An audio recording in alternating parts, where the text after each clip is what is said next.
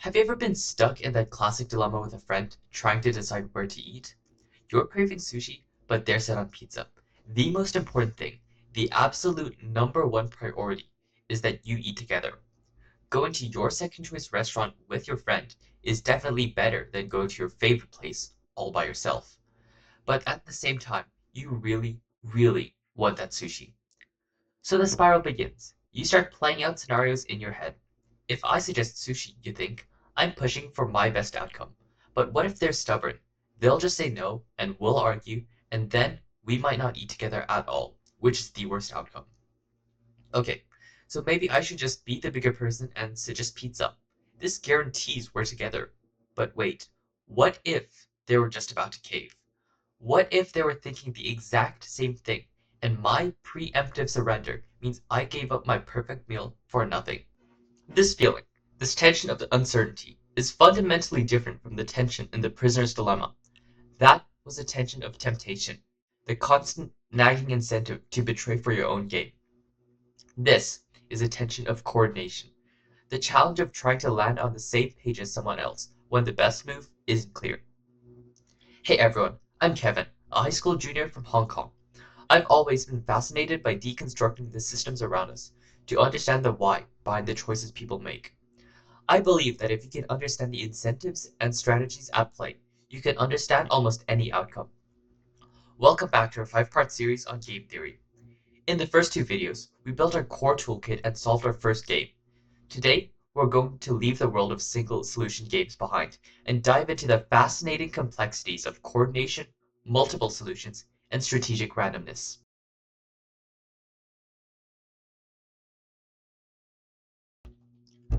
To see how far we've come, let's quickly put the prisoner's dilemma back on the table. It was the perfect first case study because its logic is so powerful and inescapable. Two prisoners, held in separate rooms, have to choose whether to confess or stay silent. Let's visualize the matrix again, with payoffs as years in prison. We solve this by finding a dominant strategy. We put ourselves in your shoes and analyze the choice, column by column. First, assume your partner confesses. Your choice is between also confessing for 5 years in prison or staying silent for 20. Confessing is clearly better. Now, assume your partner stays silent. Your choice is between confessing and walking free, 0 years in prison, or staying silent and getting 1 year. Again, confessing is unambiguously better. Because confess was your best move no matter what your partner did, it was a dominant strategy. And since your partner is just as rational as you, they reach the same conclusion. The inevitable outcome, the single Nash equilibrium, is confess, comma, confess. But we also introduced another tool, Pareto efficiency. An outcome is efficient if there's no way to make at least one person better off without making someone else worse off. Looking at the matrix, the confess, comma, confess outcome gives a total of 10 years in prison. But the stay silent, comma, stay silent outcome only gives a total of 2 years. I'm going to move from the Nash equilibrium to the cooperative outcome and make both players significantly better off. This means the stable, logical outcome of the game is inefficient. It's a collective failure born from perfect individual logic. This is the baseline we'll be challenging today.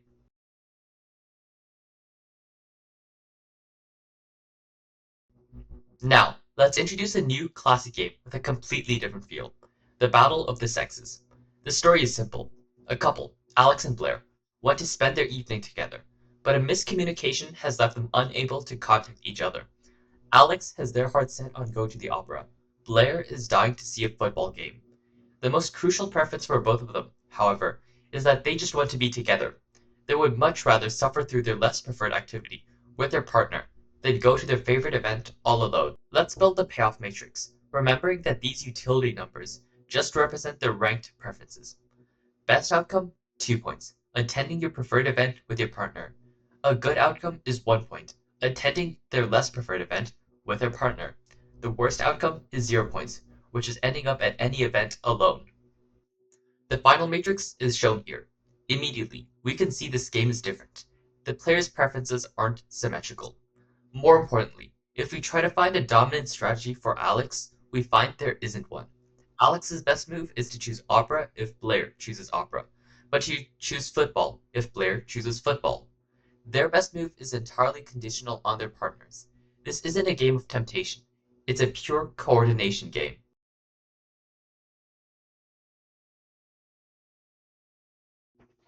Even without a dominant strategy, we can still find the Nash equilibria using the no regrets test. An outcome is a Nash equilibrium if, after the fact, no player looks back and wishes they had chosen differently. Let's go through the possibilities from both players' perspectives. First, opera opera. We're in the cell. Let's ask Alex. Knowing Blair went to the opera, do you regret going to the opera? Alex's answer is no. They got 2 points, and switching to football would have given them 0. Now we ask Blair. Knowing Alex went to the opera, do you regret it?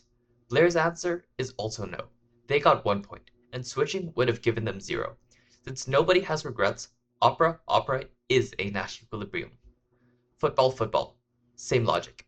Alex looks at their 1 point and knows switching would have given them 0. They have no regrets. Blair looks at their 2 points and knows switching would have given them 0 as well. Also no regrets. So, football football is also a Nash equilibrium. The other two cells, where they miscoordinate and get 0, 0, are not Nash equilibria. In both cases, each player would look back and desperately wish they had switched their choice to match their partners. So this game has two clear, stable solutions. We call these pure strategy Nash equilibria, or PSNE for short. But having two solutions creates the coordination problem. How do they decide which one to aim for? In the real world, this is often solved by social convention or communication. But without that, players might rely on what economist Thomas Schelling calls a focal point, a solution that seems more natural, special, or obvious. Schelling's classic example was this. If you had to meet a stranger in New York City on a specific day, but couldn't communicate the time or place, where would you go? The overwhelming answer is noon, at the information booth in Grand Central Station. Why? Because noon is a natural midpoint, and Grand Central Station is a famous, central, and singular location. This idea applies to technology too. The QWERTY keyboard layout isn't necessarily the most efficient, but it became a focal point that all manufacturers coordinated on, making it the stable standard we use today.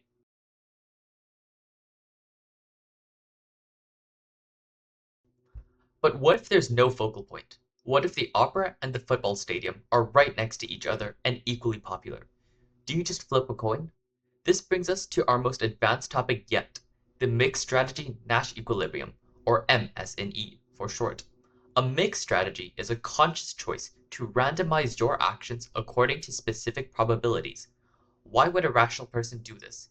You do it when you don't want to be predictable. It's a defensive maneuver. By being completely unpredictable, you prevent your opponent from being able to anticipate and exploit your choice. The brilliant insight is that you choose your probabilities to make your opponent indifferent between their choices. The brilliant insight is that you choose your probabilities to make your opponent indifferent between their choices. If they truly don't care which option they pick, they have no way to systematically outplay you. Let's do the math. We need to find the probability, P, that Alex chooses opera to make Blair indifferent. Blair's expected payoff if Alex chooses opera is given in equation number 1, which solves to P. Blair's expected payoff if Alex chooses football is equation number 2, giving 2 minus 2p. If we set them equal and solve for p, we get p equals 2 over 3. Or in other words, Alex needs to choose opera 2/3 of the time to make Blair indifferent. Now, we find the probability, q, that Blair chooses opera to make Alex indifferent. Alex's expected payoff from choosing opera is equation number 1, or 2q. Alex's expected payoff from choosing football is 1 minus q, shown in equation number 2. We set them equal and solve for q, giving us q equals 1/3, so Blair should choose opera 1/3 of the time. So, the MSNE is Alex chooses opera with 2/3 probability, and Blair chooses opera with 1/3 probability. But what does that mean for them? Let's calculate the odds that they will actually end up together. The chance they will go to the opera is equation number 2. 2/3 times 1/3 equals 2/9. The chance that they both go to football is equation number 3, which is also 2/9. The chance of coordinating successfully is the sum of those two, equation number 4, so 4/9. This means the chance of them failing to coordinate is a staggering 5/9. Think about that. If they tried this strategy 9 nights in a row, on average, they would spend 5 of those nights alone and disappointed. The expected payoff for both players in equilibrium is just 2/3, which is far worse than the 1 or 2 they could get if they successfully coordinated. While it's a stable equilibrium from a purely logical standpoint, it's a terrible outcome from a human one. It's the stable point of maximum unpredictability, a last resort when true coordination seems impossible. Today, we've added a huge amount of nuance to our strategic toolkit. We've created a tale of two games. We started with The Prisoner's Dilemma, a game of conflict where the missing ingredient for a better outcome was trust. We then moved to The Battle of the Sexes, a game of coordination where the missing ingredient was communication. We found that coordination games can have multiple, equally valid solutions, and when players can't communicate, they might even resort to a risky, randomized strategy to avoid being outsmarted. In all the games we've seen so far, players have made their choices in a bubble, at the same time, without knowing what their opponent was doing. But what happens when we change that fundamental rule? What happens when one player gets to move first, and the other player gets to see that move before making their own? What if Alex could text Blair, "I'm going to the opera," before Blair leaves the house? Does that solve the coordination problem? And if so, who does it favor? How does adding the element of time, sequence, and commitment change the game completely? That's where we're going next. Make sure you subscribe and hit the notification bell so you don't miss it as we level up from static to dynamic games. Thank you for watching.